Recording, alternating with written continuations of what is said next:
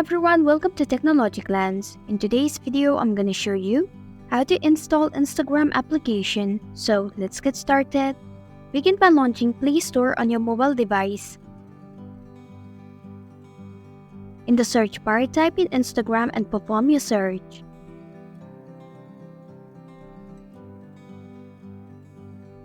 Tap on the application, then tap on the install button to begin the downloading process. And this is how you can install Instagram application. Thanks for watching Technology Glance. If you like this video, hit the like button and drop a comment with any questions or feedback. If you are new, subscribe and click the bell icon to stay updated on the future videos.